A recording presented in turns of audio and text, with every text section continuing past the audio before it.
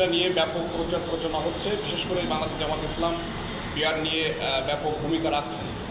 ইতিমধ্যে বাংলাদেশের ছোট এবং বড় বৃহৎ 23টি দল পিআর নিয়ে কথা বলেছেন, সমর্থন করেছেন। কিন্তু আমরা দেখতে পাচ্ছি বিএনপির ভিতরে এই পিআর নিয়ে বেশ অ্যালার্জি রয়েছে এবং তারা পিআরের বিরোধিতা করছে। এই ব্যাপারটা আসলে আপনি ক্লিয়ার করবেন। আর সাধারণ জনগণের মধ্যে পিআরের এখনও কোনো বাস্তব কোনো পদক্ষেপ বা পিআর সম্পর্কে তারা বোঝে না। এই বিষয়টা আসলে আপনারা কেমন করে দেখছেন? আর জুলাই সনদের স্বাক্ষরের ব্যাপারে আমরা জানতে পেরেছিলাম মিডিয়ার মাধ্যমে, সেটা কতটা সত্য জানি না, যে আপনারা পিআর না আসলে বা পিআর না থাকলে, পিআরের বাস্তবায়ন না হলে আপনারা জুলাই সনদের স্বাক্ষর করবেন না। এই বিষয়টা একটু ক্লিয়ার করতে হবে। আলহামদুলিল্লাহ রাব্বিল আলামিন, সালাতু ওয়াসসালামু আলা সাইয়্যিদিল মুরসালিন ওয়া আলা আলিহি ওয়া সাহবিহি আজমাইন। সম্মানিত সাংবাদিক বন্ধুগণ, দেশের রাজনীতিতে বিদ্যমান কয়েকটি বিষয়ে আমি আপনাদের মাধ্যমে দেশবাসীকে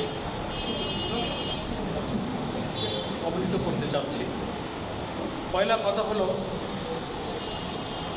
যে প্রপোর্শনাল রিপ্রেজেন্টেশন সিস্টেম, সংখ্যানুপাতিক পদ্ধতিতে নির্বাচনের যে দাবি জামাত ইসলামী সহ অন্যান্য দল আমরা করে আসছিলাম, সেই দাবির প্রশ্নটা এখন কোন পর্যায়ে এসে দাঁড়িয়েছে। এ ব্যাপারে আমাদের পরিষ্কার বক্তব্য হলো, এটা আমাদের প্রথম থেকেই দাবি, এটা জামাত ইসলামী এর প্রথম প্রস্তাবক এবং আমরা রাজধানী সহ দেশের বিভিন্ন স্থানে সভা সমাবেশ, সেমিনার, গোলটেবিল, আলোচনা, আর্টিকেল, পোস্ট এডিটোরিয়াল, সাক্ষাৎকার, নানানভাবে এটা আমরা এর যৌক্তিকতা বোঝাবার চেষ্টা করেছি জাতিকে, যে একটা নির্বাচন স্বচ্ছ হলে, নিরপেক্ষ করতে গেলে, কালো টাকা পেশি শক্তি থেকে মুক্ত করতে গেলে, প্রতিটি ভোটকে মূল্যায়ন করতে গেলে, মনোনয়ন বাণিজ্য বন্ধ করতে গেলে, একটা কোয়ালিটি পার্লামেন্ট বানাতে গেলে এবং সকল ছোট বড় দলকে নিয়ে একটা অংশীদারিত্বমূলক সরকার গঠন করার জন্য, ইভেন কোনো একটা দল যেন ব্রুট মেজরিটি নিয়ে আরেকটা কর্তৃত্ববাদী ফ্যাসিবাদী না হয়ে ওঠে, এই সব অবস্থা থেকে রুখে দেওয়ার জন্য পিআরই হচ্ছে একটা জনপ্রিয় এবং আধুনিক গণতান্ত্রিক প্রায় 91টি দেশে গৃহীত স্বীকৃত একটা পদ্ধতি। এটা আমরা বারবার প্রচার করেছি। তো আলহামদুলিল্লাহ, আমাদের ঐক্যমত্য কমিশনে রাষ্ট্র সংস্কারের জন্য যে 6টা কমিশন গঠন করা হয়েছিল, তার মধ্যে নির্বাচন পদ্ধতির সংস্কার একটা ছিল, জনপ্রশাসনের সংস্কার একটা ছিল, জুডিশিয়ারির সংস্কার একটা ছিল, পুলিশ অ্যাডমিনিস্ট্রেশনের সংস্কার একটা ছিল, অনেকগুলো 6টা সংস্কার কমিশন ছিল। আমরা সেখানে এই ইলেকটোরাল প্রসেস সংস্কারের জন্য পিআর পদ্ধতির প্রস্তাব লিখিতভাবে ঐক্যমত্য কমিশনকে করেছিলাম। বাংলাদেশের প্রায় 31টি রাজনৈতিক দল এবং স্টেক হোল্ডার কমিশনের আলোচনা অংশ নিয়েছেন। প্রত্যেকের লিখিত সুপারিশ পর্যালোচনা করে কমিশন দ্বিকক্ষ বিশিষ্ট পার্লামেন্টে আপার হাউসে পিআরকে তারা অনুমোদন করে এই জুলাই সনদের অন্তর্ভুক্ত করেছে। বিএনপি এখানে নোট অফ ডিসেন্ট দিয়েছে, তারা এটা মানতে চায় না। 166টি সংস্কারের বিষয়ে 84টি বিষয়ে আমরা সব দল একমত, কিন্তু 20টি সাংবিধানিক মেজর ইস্যুতে আমাদের মধ্যে একটা ডিফারেন্স হয়েছে। সেই ডিফারেন্সটা 25টা দল প্রায় একদিকে আর 5-6টা দল বিএনপির সঙ্গে তারা একমত।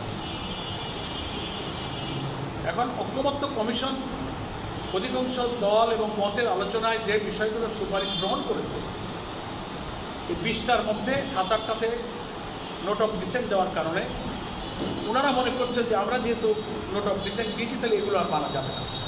কিন্তু সকল আইন বিশেষজ্ঞ, ইতিপূর্বেকার রাজনৈতিক সব ট্রেডিশনে দেখা গেছে যে নোট অফ ডিসেন্ট অর্থই হলো যে কমিশন যে সুপারিশটা করেছে ওটাই হচ্ছে সেই অথরিটির সুপারিশ, কিন্তু নোট অফ ডিসেন্ট যে দিয়েছেন তিনি এ ব্যাপারে ভিন্ন মত পোষণ করবেন।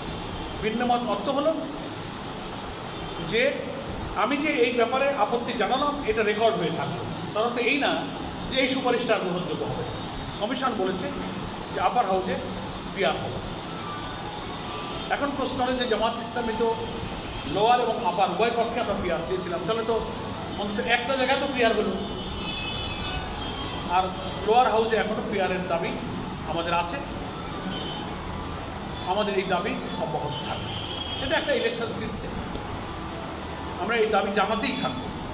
দেখেন জামাত ইসলামী একসময় কেয়ারটেকার এই ফর্মুলাটা কিন্তু জামাতেরই দেওয়া, প্রথম তো কেউ মানতেই চায়, বলে না এটা হইতেই পারে না।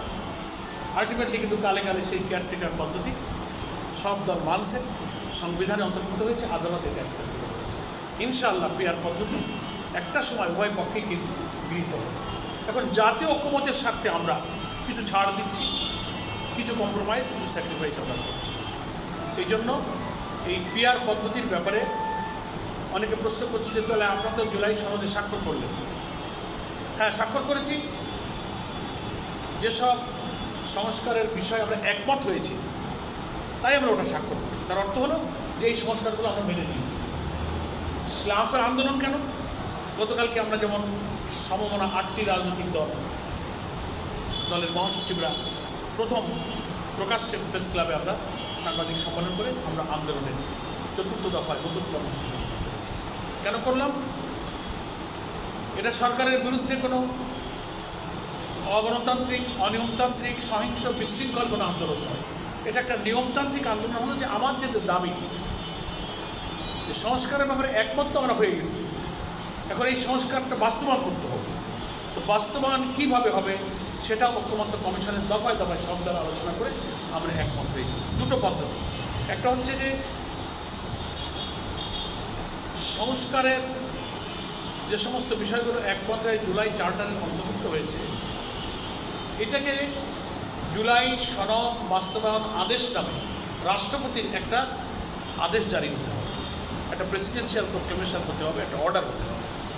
যদি এটাকে আইনি ভিত্তি দিতে হয়, সংবিধানের অংশ বানাতে হয়, তাহলে একটা প্রেসিডেন্সিয়াল অর্ডার লাগবে। এই আদেশটা কী নামে হবে? কেউ কেউ বলেছিল কনস্টিটিউশনাল অর্ডার, নানান অর্ডার বলেছিল, প্রেসিডেন্সিয়াল প্রোক্লেমেশন বলেছিল। কিন্তু লিগাল এক্সপার্টদের সাথে আমরাও পরামর্শ করে দেখেছি, ঐক্যমত্য কমিশনের লোকেরাও, দেশের বড় বড় আইন পরিষদের পরামর্শ করে বলছেন না, এটা সাংবিধানিক মর্যাদা পেতে গেলে জুলাই সনদ বাস্তবায়ন আদেশ নামে আদেশটা হতে হবে। সংবিধান আদেশ নামে হলে এটা হবে না। এটা আবার আদালতে চ্যালেঞ্জ হবে, এই আদেশ পরবর্তীকালে ঝামেলা হবে। এটা ঐক্যমত্য কমিশনও একমত হয়েছে এবং বিএনপিও একমত হয়েছে। শেষ পর্যন্ত আমরা সবাই একমত। এখন প্রশ্ন হলো যে স্বাক্ষর তো আমরা করেছি সংস্কারের বিষয়ে একমতের ব্যাপারে, কিন্তু আপনারা সরকার যে আমাদেরকে প্রতিশ্রুতি দিলেন এই আদেশটা আমরা তাড়াতাড়ি জারি করব, আর আদেশ জারি করার পরে একটা গণভোটের আপনি আয়োজন করে ওই আদেশটাকে গণভোটে দেবেন। যে 84টা যে বিষয়ে আমরা একমত হয়েছি, গুরুত্বপূর্ণ ইস্যু যেটা নিয়ে বিএনপি কয়েকটা জায়গায় নোট অফ ডিসেন্ট দিলেও তাদের ভিন্নমত থাকলেও 31টি দলের 25টি দল আমরা একমত, তারা ভিন্নমত দিয়েছে। হোক, ভিন্নমতের অর্থ, নোট অফ ডিসেন্টের অর্থ হলো ভিন্নমতটা রেকর্ড হয়ে থাকবে কিন্তু কমিশনের সুপারিশটাই কার্যকর। একটা মিটিং, একটা অথরিটিতে অবশ্য ভিন্নমত দেয় না, 10 জনে একমত, একটা লোক মানে না, তো ওইটা রেজলিউশন লেখা থাকে যে 10 জনের মধ্যে একজন ভিন্নমত দিচ্ছে, কিন্তু সিদ্ধান্ত ওইটাই হয়। তো নোট অফ ডিসেন্টের অর্থ আইনে, ট্র্যাডিশনে, বাংলাদেশের ইতিহাসে যেটা চলে আসছে, বিএনপির এই নোট অফ ডিসেন্টটা কখনোই এই আইন আমরা মানি না, কমিশনের এই সিদ্ধান্ত কার্যকর হবে না, চলবে না, এর অর্থ এটা মিন করে না, এটি গণভোটে চলে যাবে। কমিশন যেটাকে গ্রহণ করেছে ওটাই গণভোটে খান আমাদের জন্য চলে যাবে। এই জন্য আমরা বলেছি দুটো কাজ, একটা হচ্ছে একটা আদেশ জারি হতে হবে রাষ্ট্রপতির পক্ষ থেকে এই জুলাই চার্টারের ব্যাপারে। সেকেন্ড, আদেশ জারি হওয়ার পরে একটা গণভোট হতে হবে। সেই গণভোটে এই ঐক্যমত হয়ে যাওয়া সব বিষয়গুলো ইলেকশন কমিশন জাতিকে জানাবে। যেমন গুরুত্বপূর্ণ সাংবিধানিক কতগুলো ইস্যুতে আমরা একমত হয়েছি। কি?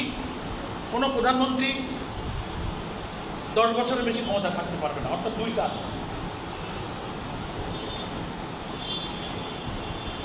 তারপরে বলা হচ্ছে একজন প্রধানমন্ত্রী একদিকে হেড অফ দ্য পার্টি,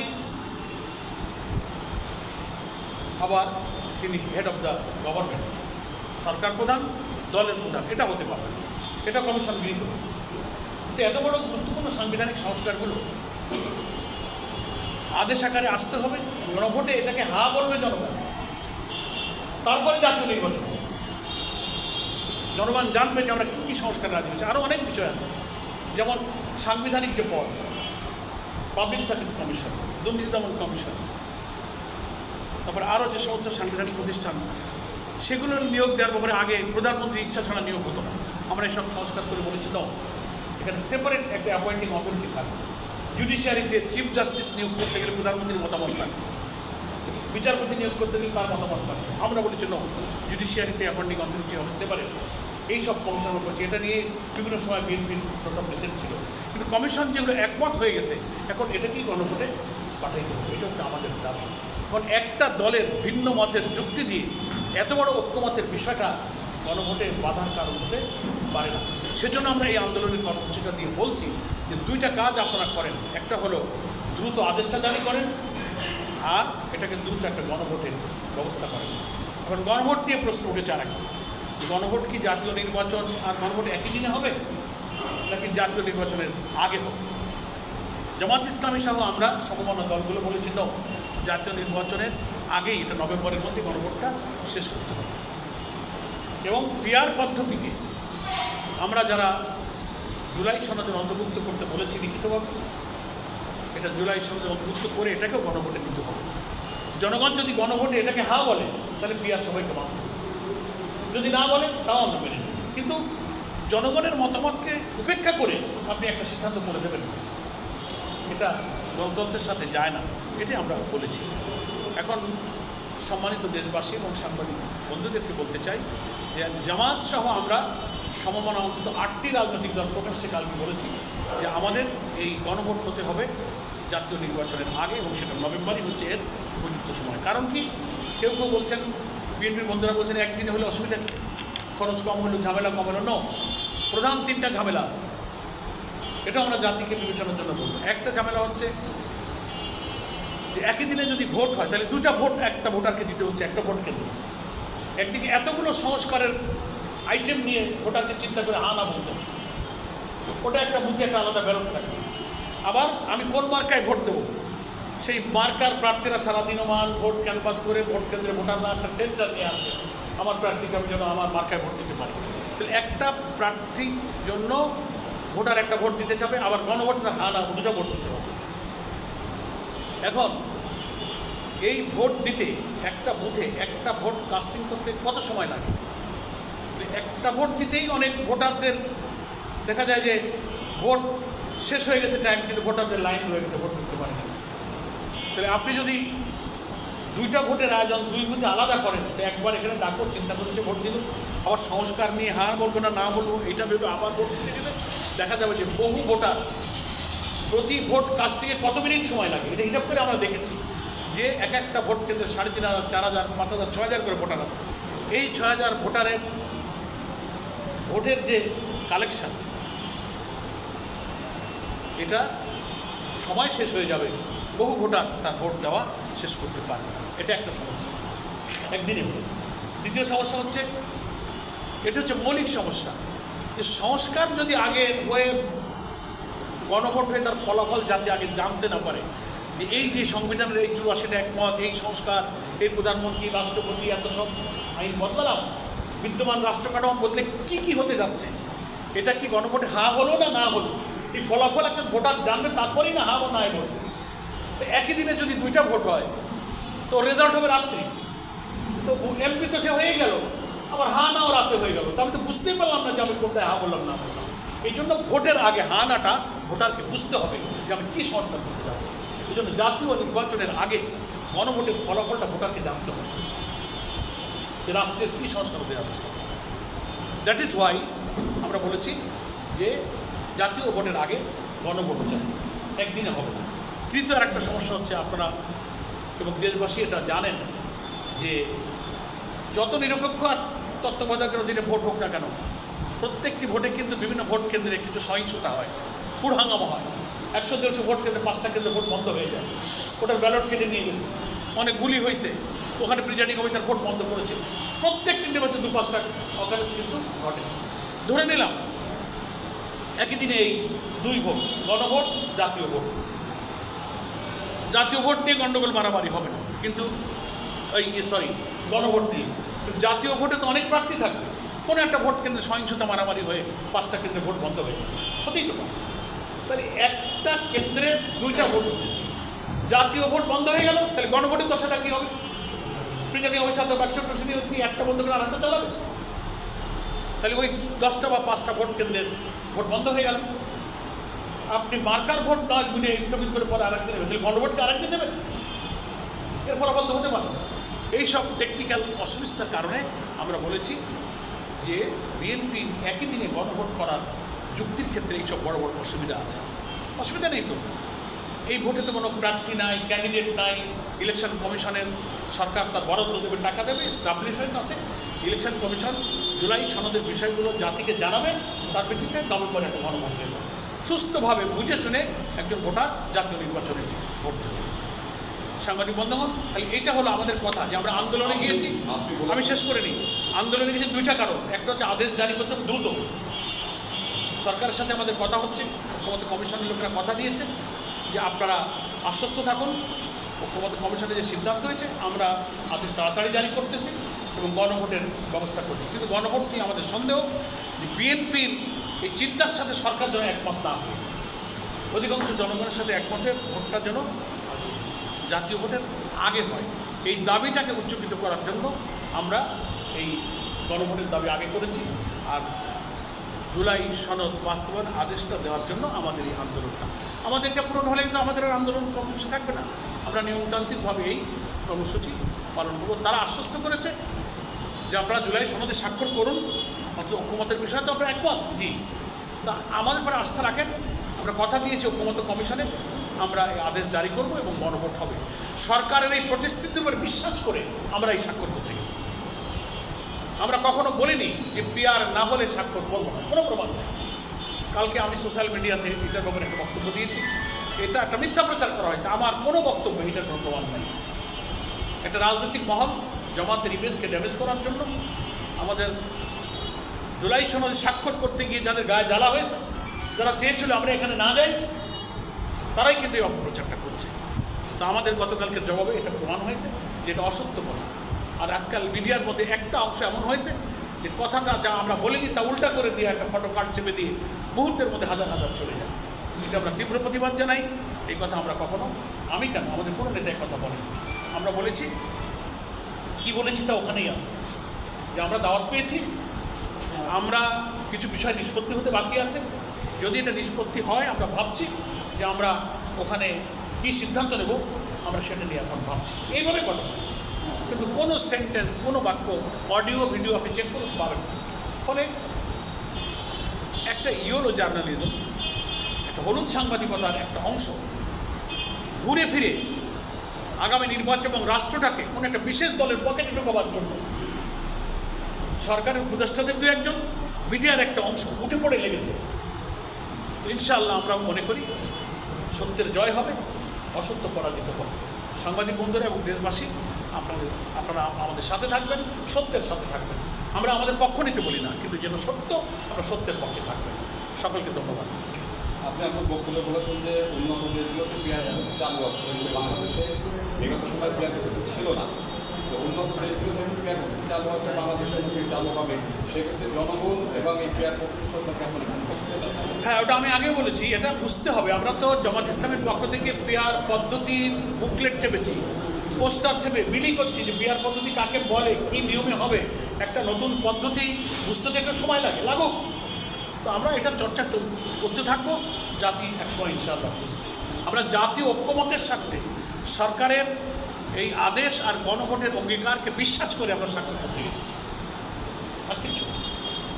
যারা করতে পারে নাই, একটা নতুন দল, তারা যায় নাই, তারাই শুধু বয়কট করেছে, তারা এখন কিছু অহেতুক অশালীন অরাজনৈতিক বক্তব্য দিয়ে জামাতের স্বাক্ষর অনুষ্ঠানের যাওয়ার সমালোচনা করছে। আমরা মনে করি এটা তাদের মতো শিক্ষিত লোকদের দল হোক, নতুন হোক, এই সমালোচনাগুলো রাজনীতির সাথে, শিষ্টাচারের সাথে, রাজনৈতিক সৌজন্যতার সাথে যায় না। তাদের আরও বাস্তববাদী হতে হবে। আমরা তাদের সঙ্গে স্বাক্ষরের আগের দিনে আমরা তাদের সাথে কথা বলেছি যে আসেন আমরা এই সব ঐক্যমত্য আপনারা হয়ে গেছেন, এই কারণে স্বাক্ষর করি। সরকার কথা দিয়ে যদি বিশ্বাস ভঙ্গ করে তো আমরা আন্দোলনের মাথা থেকে এই কথা বলতে পারব। বিশ্বাস ভঙ্গকারী সরকারের মধ্যে তো আমরা আন্দোলন করেছি ইতিহাসে, আমরা এটা বলেছি। একজন অনেকে চাইছিল যে জামাত এখানে স্বাক্ষর না করে আমরা বিতর্কিত হই, সমালোচনা করি, ইলেকশন থেকে দূরে থাকি। আমাদের আমির জামাতই তো প্রথম ডিসেম্বর ইলেকশনের দাবি করেছিল। অনেকে বলে জামাত পিআরের দাবি করে ইলেকশন ঠেকাতে চায়, ইলেকশনে যাবে না। এটা অসত্য কথা। আমরা বলছি আমাদের যৌক্তিক দাবিগুলো মানেন। হ্যাঁ, আমরা বিএনপিকেও ধন্যবাদ জানাই, তারাও অনেক দাবি কিন্তু মেনেছে। তারা প্রথমে এইসব মানতে চায়নি, তো উভয়ের আলোচনায় আমরাও যেমন স্যাক্রিফাইস করেছি, ওনারাও অনেক স্যাক্রিফাইস করে একটা ঐক্যমতের জায়গায় এসে গেছি। এখন একটা জায়গায় শুধু আমরা আটকে আছি যে গণভোটটা একই দিনে হবে না আগে হবে। এ ব্যাপারে বিএনপি একই দিনে হওয়ার ব্যাপারে মত। আমরা বিএনপির বন্ধুদেরকেও বলবো যে বৃহত্তর স্বার্থে আপনারা দেশের স্বার্থকে বড় করে দেখে নভেম্বরে গণভোটের ব্যাপারে একমত পোষণ করুন। জুলাই আদেশটা জারি হয়ে গেলে আমাদের মধ্যে আর কোনো বড় ভিন্নমত ইনশাল্লাহ থাকবে না। স্বচ্ছ গ্রহণযোগ্য একটা জাতীয় নির্বাচন ফেব্রুয়ারিতে ইনশাল্লাহ হবে এবং আমরা সবাই মিলে সেখানে অংশগ্রহণ করতে পারবো। ব্যাস, আমার মনে হয় এখানেই শেষ। আমি সব প্রশ্নের জবাব দিয়ে দিচ্ছি। আমরা দেখেছি বাংলাদেশ জামাত ইসলামী কেন্দ্রীয়ভাবে জুলাই সনদ সহ 5 দফা জুলাই সনদ এবং পিয়ার সহ 5 দফা দাবিতে তারা রাজধানী থেকে শুরু করে ইউনিয়ন পর্যায় পর্যন্ত তারা কিন্তু তাদের এই আন্দোলন করেছে এবং তারা এই আন্দোলনের যে সফলতা তা কিন্তু তারা দেশবাসী দেখেছে। আগামী নির্বাচনের আগে যদি আমরা দেখেছি জুলাই সনদে অলরেডি স্বাক্ষর হয়েছে, পিয়ার পদ্ধতি সহ যে আরও 4টি যে দাবি আপনারা করেছেন সেই দাবিগুলো যদি সরকার না মেনে নেয়, সেক্ষেত্রে আপনারা আগামী ফেব্রুয়ারিতে নির্বাচন সেই নির্বাচনে অংশগ্রহণ করবেন। যদির কথা তো আর আলোচনায় হয় না, আমরা আশা করি আমাদের দাবি মানা হবে এবং আমরা নির্বাচনে যাবো ইনশাআল্লাহ। ধন্যবাদ। আমি কিছু বলি। সেটা অনেক তথ্য ছিল যেটা গতকালকে আমরা অফিসিয়াল ফেসবুক ভেরিফাইজের মাধ্যমে দেশবাসী জানতে পেরেছি, আমরা জানতে পেরেছি। যে দাবিগুলো আছে এর ভিতর বিশেষ করে 14 দলের শরিক এবং জাতীয় পার্টিকে যে নিষিদ্ধের ব্যাপারে নীতিগত যে সিদ্ধান্ত, এটা কেন কি জন্য এটা আপনার মাধ্যমে জানতে চাচ্ছি। আমরা ওদেরকে দলকে আমরা নিষিদ্ধ করার দাবি করি না, আমরা বলছি তাদের রাজনৈতিক কার্যক্রমটা নিষিদ্ধ করতে হবে। দল নিষিদ্ধ আর কাজ নিষিদ্ধ আলাদা। তো এটা আমরা এই জন্য করেছি যে 14 দল জাতীয় পার্টি এই ইউ মেননরা এরাই কিন্তু 16-17 বছর শেখ হাসিনাকে পাহারা দিয়ে রেখেছে। এরা ফ্যাসিবাদের দোষক। এই জন্য আওয়ামী লীগের যে অপরাধের তারা ছিল অংশীদার, এই জন্য একই পরিণতি তাদেরও হওয়া উচিত। এই জন্য আমরা তাদের নিষিদ্ধের দাবি 5 দফার মধ্যে আমরা করেছি। আরেকটা কথা হলো যে আমরা মনে করি যে এই নির্বাচনে জুলাই আগস্টের এই বিপ্লবের সময় তারা এই জাতির সামনে যে নৃশংসতা, যে নিষ্ঠুরতা, যে বর্বরতা করেছে, জনগণ তাদেরকে এখন গ্রহণ করবে না। যদি কোনো দিন তাদের উদারতা, ধৈর্য, ক্ষমা প্রার্থনা জাতি কোনো দিন কবুল করে, সেই কোনো দিনের দেখা সেই কোনো দিন দেখা যাবে। কিন্তু আপাতত এই নির্বাচনে এই ফ্যাসিস্ট এবং তার দোসরদেরকে কেউ আর মেনে নিতে পারে না। এটা জনগণের এই নির্বাচনে যায় না। ডিউ টু দ্যাট কজ আমরা তাদের রাজনৈতিক কার্যক্রম স্থগিত করার জন্য, নিষিদ্ধ করার জন্য আমরা দাবি করেছি 5 দফার মধ্যে। এটা আমাদের একটা অন্যতম দাবি।